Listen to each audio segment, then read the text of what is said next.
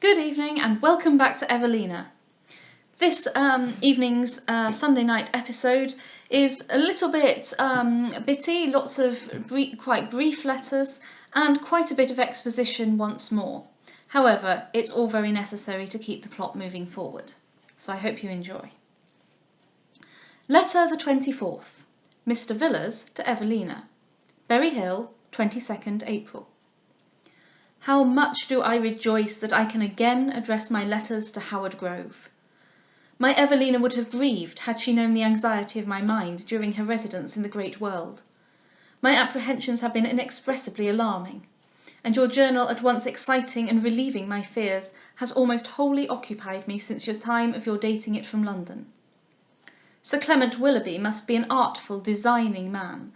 I am extremely irritated at his conduct. The passion he pretends for you has neither sincerity nor honour. The manner and the opportunities he has chosen to declare it are bordering upon insult.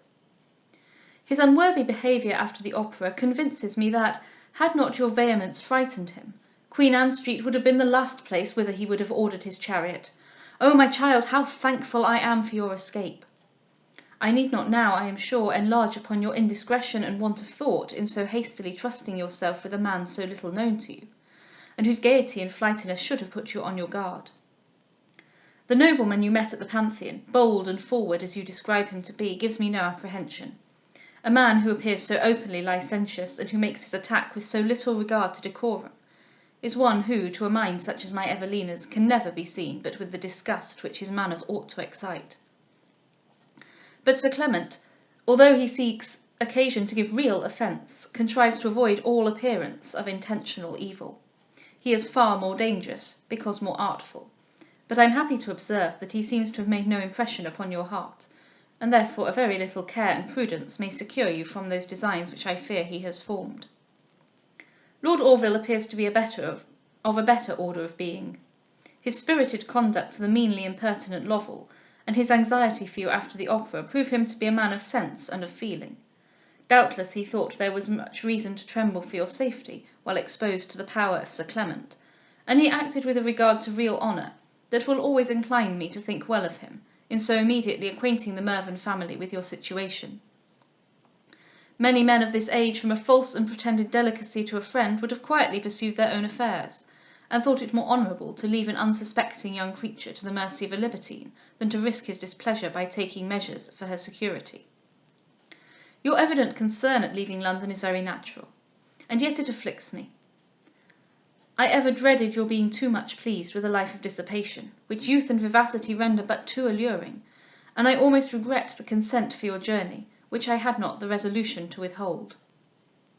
Alas, my child, the artlessness of your nature and the simplicity of your education alike unfit you for the thorny paths of the great and busy world. The supposed obscurity of your birth and situation makes you liable to 1,000 disagreeable adventures. Not only my views, but my hopes for your future life have ever centred in the country. Shall I own to you that, however I may differ from Captain Mervyn in other respects, yet my opinion of the town, its manners, its inhabitants and diversions, is much upon a level with his own. Indeed, it is the general harbour of fraud and of folly, of duplicity and of impertinence, and I wish few things more fervently than that you may have taken a lasting leave of it. Remember, however, that I only speak in regard to a public and dissipated life. In private families we may doubtless find as much goodness, honesty, and virtue in London as in the country. If contented with a retired station, I still hope I shall live to see my Evelina the ornament of her neighbourhood, and the pride and delight of her family, giving and receiving joy from such society as may best deserve her affection, and employing herself in such useful and innocent occupations as may secure and merit the tenderest love of her friends, and the worthiest satisfaction of her own heart. Such are my hopes, and such have been my expectations.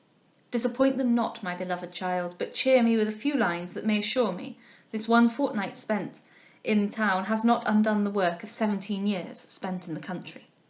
Arthur Villas. Evelina the 25th. Evelina to the Reverend Mr. Villas. Howard Grove, 25th April. No, my dear sir, no. The work of 17 years remains such as it was, ever unworthy your time and your labour, but not more so now, at least I hope not, than before that fortnight which has so much alarmed you.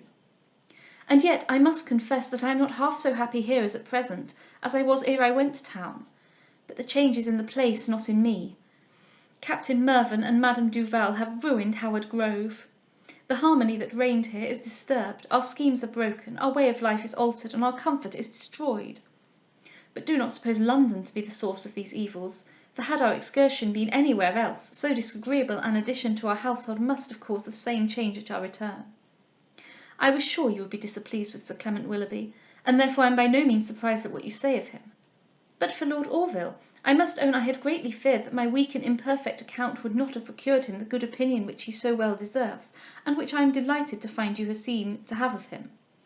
Oh, sir, could I have done justice to the merit of which I believe him possessed, could I have painted him to you such as he appeared to me, oh, then, indeed, you would have had some idea of the claim which he has to your approbation. After the last letter which I wrote in town, nothing more passed previous to our journey hither, except a very violent quarrel between Captain Mervyn and Madame Duval. As the captain intended to travel on horseback, he settled that we 4 females should make use of his coach. Madame Duval did not come to Queen Anne Street till the carriage had waited some time at the door, and then, attended by Monsieur Dubois, she made her appearance. The captain, impatient to be gone, would not suffer them to enter the house, but insisted we should immediately go into the coach. We obeyed, but were no sooner seated than Madame Duval said, "Come, Monsieur Dubois, these girls can make very good room for you. Sit closer, children." And Mrs. Mervyn looked quite confounded, and Monsieur Dubois, after making some apologies about crowding, has actually got into the coach, on the side with Miss Mervyn and me. But no sooner was he seated than the captain, who had observed this transaction very quietly, walked up to the coach door, saying, "What, neither with your leave nor by your leave?" Monsieur Dubois seemed rather shocked, and began to make abundance of excuses, but the captain neither understood nor regarded him, and very roughly said, "Look'ee, Monsieur, this here may be a French tradition, for aught I know, but give and take is fair in all nations, and so now, d'ye see, I'll make bold to show you an English one." And then, seizing his wrist, he made him jump out of the coach. Monsieur Dubois immediately put his hand upon his sword, and threatened to resent this indignity. The captain, holding up his stick, bid him draw at his peril. Mrs. Mervyn, greatly alarmed, got out of the coach, and standing between them, entreated her husband to re-enter the house. "None of your clack!" cried he angrily. "What the devil, do you suppose I can't manage a Frenchman?" Meantime, Madame Duval called out to Monsieur Dubois, "Eh, laissez-le, mon ami, ne le corrigez pas. C'est un vilain bête qui ne vaut pas la peine." "Monsieur le capitaine," cried Monsieur Dubois, "voulez-vous bien me demander pardon?" "Oh, you demand pardon, do you?" said the captain. "I thought as much. I thought you'd come to. So you have lost your relish for an English salutation, have you?" strutting up to him with looks of defiance. A crowd was now gathering, and Mrs. Mervyn again besought her husband to go into the house. "Why, what a plague is the woman afraid of? Did you ever know a Frenchman that could not take an affront? I warrant Monsieur knows what he's about, don't you, Monsieur?" Monsieur Dubois, not understanding him, only said, "Plaît-il, monsieur?" "No, nor dish me neither," answered the captain. "But be that as it may, what signifies our parleying here? If you've anything to propose, speak at once. If not, why, let us get on our journey without more ado." "Parbleu, je n'entends rien, moi!" cried Monsieur Dubois, shrugging his shoulders and looking very dismal. Mrs. Mervyn then advanced to him and said in French that she was sure the captain had not any intention to affront him, and begged he would desist from a dispute which could only be productive of mutual misunderstanding, as neither of them knew the language of the other. This sensible remonstrance had the desired effect, and Monsieur Dubois, making a bow to everyone except the captain, very wisely gave up the point and took leave. We then hoped to proceed very quietly on her journey, but the turbulent captain would not yet permit us. He approached Madame Duval with an exulting air, and said, "Why, how's this, madam? What, has your champion deserted you? Why, I thought you told me that you old gentlewomen had it all your own way among them French sparks." "As to that, sir," answered she, "it's not of no consequence what you thought, for a person who can behave in such a low way may think what he pleases for me, for I shan't mind." "Why then, mistress, since you must needs make so free," cried he, "please to tell me the reason why you took the liberty for to ask any of your followers into my coach without my leave. Answer to me to that." "Why then, pray, sir," returned she, Tell me the reason why you took the liberty to treat the gentleman in such an impolite way, as to take and pull him neck and heels out. I am sure he hadn't done nothing to affront you nor anybody else, and I don't know what great hurt he would have done you, by just sitting still in the coach. He would not have eat it. What, do you think then that my horses have nothing to do but to carry your snivelling Frenchman? If you do, madam, I must make bold to tell you, you are out, for I'll see him hanged first. More brute you then, for they've never carried nobody half so good. Why, look'ee, madam, if you must needs provoke me, I'll tell you a piece of my mind. You must know I can see as far as into a millstone as another man.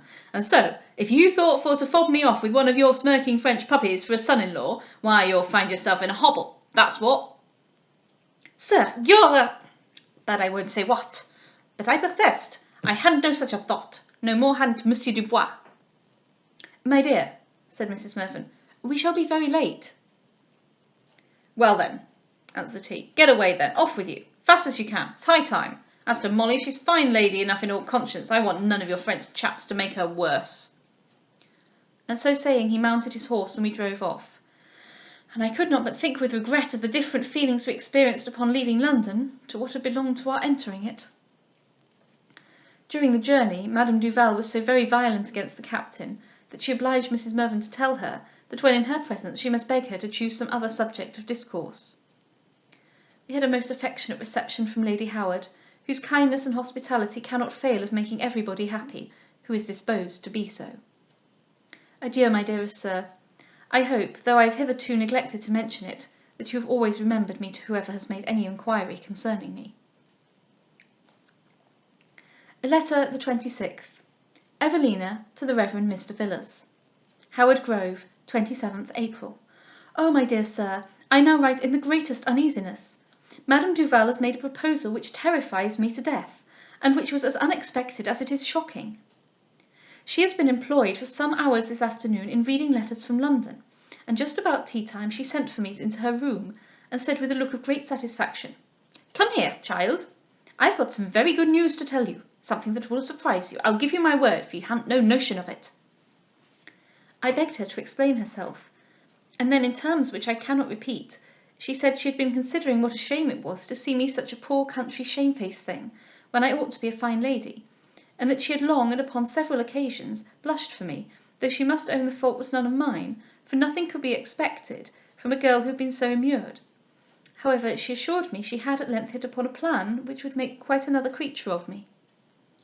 I waited without much impatience to hear what this preface led to, but I was soon awakened to more lively insensations, when she acquainted me that her intention was to prove my birthright, and to claim by law the inheritance of my real family.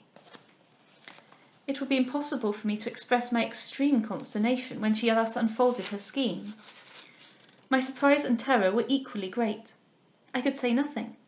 I heard her with a silence which I had not the power to break. She then expatiated very warmly upon the advantages I should reap from her plan, talked in a high style of my future grandeur, assured me how heartily I should despise almost everybody and everything I had hitherto seen, predicted my marrying into some family of the first rank in the kingdom, and finally said I should spend a few months in Paris, where my education and manners might receive their last polish. She enlarged also upon the delight she should have, in common with myself, from mortifying the pride of certain people, and showing them that she was not to be slighted with impunity. In the midst of this discourse I was relieved by a summons to tea. Madame Duval was in great spirits, but my emotion was too painful for concealment, and everybody inquired into the cause. I would fain have waived the subject, but Madame Duval was determined to make it public. She told them that she had it in her head to make something of me, and that they should soon call me by another name than that of Anville, and yet that she was not going to have the child married neither. I could not endure to hear her proceed, and was going to leave the room, which, when Lady Howard perceived, she begged Madame Duval would defer her intelligence to some other opportunity, but she was so eager to communicate her scheme that she could bear no delay, and therefore they suffered me to go without opposition. Indeed, whenever my situation or affairs are mentioned by Madame Duval, she speaks of them with such bluntness and severity, that I cannot be enjoined a task more cruel than to hear her. I was afterwards acquainted with some particulars of the conversation by Miss Mervyn, who told me that Madame Duval informed them of her plan with the utmost complacency, and seemed to think herself very fortunate in having suggested it. but soon after she accidentally betrayed that she had been instigated to the scheme by her relations the Brangtons, whose letters which she received today first mentioned the proposal. She declared that she would have nothing to do with any roundabout ways, but go openly and instantly to law in order to prove my birth, real name, and title to the estate of my ancestors. How impertinent and officious in these Brangtons to interfere thus in my concerns! You can hardly imagine what a disturbance this plan has made in the family. The captain, without inquiring into any particulars of the affair, has peremptorily declared himself against it, merely because it has been proposed by Madame Duval, and they have battled the point together with great violence. Mrs. Mervyn says she will not even think till she hears your opinion. But Lady Howard, to my great surprise, openly avows her approbation of Madame Duval's intention. However, she will write her reasons and sentiments upon the subject to you herself. As to Miss Mervyn, she is my second self, and neither hopes nor fears but as I do. And as to me, I know not what to say, nor even what to wish. I have often thought my fate peculiarly cruel, to have but one parent, and from that one to be banished for ever, while on the other side I have but too well known and felt the propriety of the separation. And yet you may much better imagine than I can express the internal anguish which sometimes oppresses my heart, when I reflect upon the strange indifferency that must occasion a father never to make the least inquiry after the health, the welfare, or even the life of his child. Oh, sir, to me the loss is nothing. Greatly, sweetly, and most benevolently have you guarded me from feeling it. But for him I grieve indeed. I must be divested not merely of all filial piety, but of all humanity, could I ever think upon this subject, and not be wounded to the soul. Again I must repeat, I know not what to wish. Think for me, therefore, my dearest sir, and suffer my doubting mind, that knows not which way to direct its hopes, to be guided by your wisdom and unerring counsel. Evelina. Letter the 27th. Lady Howard to the Reverend Mr. Villars, Howard Grove. Dear Sir, I cannot give a greater proof of the high opinion I have of your candour, than by the liberty I am now going to take of presuming to offer you advice upon a subject concerning which you have so just a claim to act for yourself. But I know you have too unaffected a love of justice to be partially tenacious of your own judgment. Madame Duval has been proposing a scheme which has put us all in commotion, and against which at first, in common with the rest of my family, I exclaimed. But upon more mature consideration, I own my objections have almost wholly vanished. This scheme is no other than to commence a lawsuit with Sir John Belmont, to prove the validity of his marriage with Miss Evelyn, the necessary consequence of which proof will be securing his fortune and estate to his daughter. And why, my dear sir, should not this be? I know that upon first hearing such a plan conveys ideas that must shock you, but I know too that your mind is superior to being governed by prejudices, or to opposing any important cause on account of a few disagreeable attendant circumstances.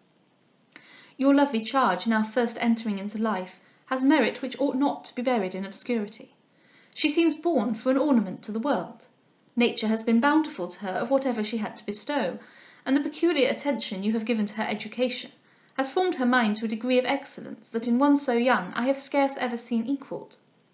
Fortune alone has hitherto been sparing of her gifts, and she too now opens the way which leads to all that is left to wish for her. What your reasons may have been, my good sir, for so carefully concealing the birth, name, and pretensions of this amiable girl, and forbearing to make any claim upon Sir John Belmont, I am totally a stranger to. But without knowing it, I respect them, from the high opinion I have of your character and judgment. But I hope they are not insuperable, for I cannot but think that it was never designed for one who seems meant to grace the world to have her life devoted to retirement. Surely Sir John Belmont, wretch as he has shown himself, could never see his accomplished daughter and not be proud to own her, and eager to secure her the inheritance of his fortune. The admiration she met with in town, though merely the effect of her external attractions, was such that Mrs. Mervyn assures me she would have had the most splendid offers, had there not seemed to be some mystery in regard to her birth, which she was well informed was assiduously, though vainly, endeavoured to be discovered. Can it be right, my dear sir, that this promising young creature should be deprived of the fortune and rank of life to which she is lawfully entitled, and which you have prepared her to support and to use so nobly? To despise riches may indeed be philosophic, but to dispense them worthily must surely be more beneficial to mankind. Perhaps a few years, or indeed a much shorter time, may make this scheme impracticable, Sir John, though yet young, leads a life too dissipated for long duration, and when too late we may regret that something was not sooner done, for it will be next to impossible after he is gone to settle or prove anything with his heirs and executors.